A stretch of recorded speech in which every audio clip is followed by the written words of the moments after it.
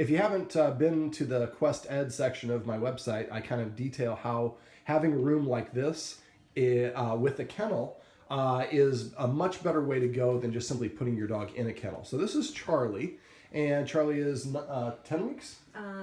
14. 14 weeks. Mini Goldendoodle?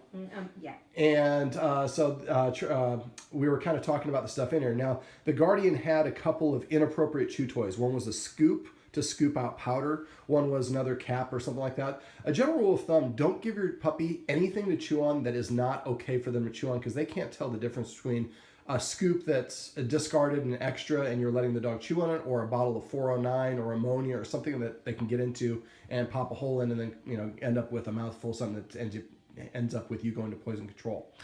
A couple notes.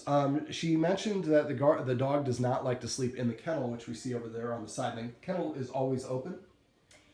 Correct? Usually, yeah. Okay. So I always recommend leaving the kennel door open all the time. Charley has not had any accidents in here. We have a little baby gate. So this is nice because it's a little room that you can put your dog in. If you have a spare bedroom, setting it up like I do on Quest Ed, I have a post about that, is great. But this is great because it's off the side.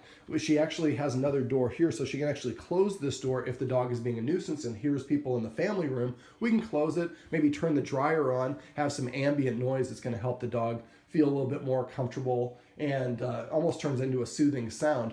But she did mention that the dog was not using the kennel.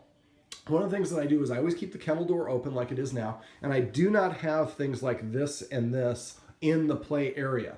I want the only soft, warm place to sleep inside of the kennel, which you see there in the corner. So that gives your dog an incentive to go in the kennel. Now, the way that dogs work, the way their brains work, is the more they get used to doing something, the more myelin, well, without getting too scientific, the more that we're prone to do the same thing.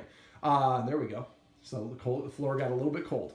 So just like us, we drive to work the same way every day, even though we can take 100 paths. It's because our neural pathways get aligned, and then something happens to the neural pathway. The more we practice things, the better and faster at it we get. Same sort of thing with behavior. The more that a dog engages in a specific behavior, the more inclined they are to continue the behavior. That's one of the huge benefits to having your dog in a playroom like this. It's a place where you can put in with a bunch of appropriate chew toys. The dog gets used to chewing on those items and doesn't get used to chewing on drapes, carpet, and other things.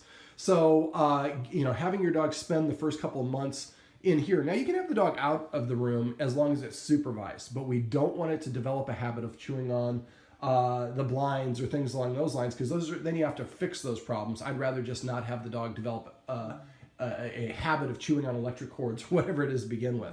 So I would get a little basket somewhere that you can put all the dog toys in. And, I actually have about 30 toys in my puppy's room. I kind of regret it. I wish I would have only had about 8 of them at a time and rotated them in and out every day, maybe pull 1 or 2 toys out and put 2 new ones in. And so that way that everything's kind of new. After a while, if you have access to it all the time, you're not that enticed. And dog, it's the same for humans as it is for dogs. So, but having a playroom like this is a great way. If you have the ability to have a laundry room or a storage, you don't want to use a storage room or a room that you don't ever hang out in. Now, this isn't a room you hang out in, but you spend a lot of time, and it's right off of the kitchen, so it's kind of right in close proximity, and we come in and out of it frequently.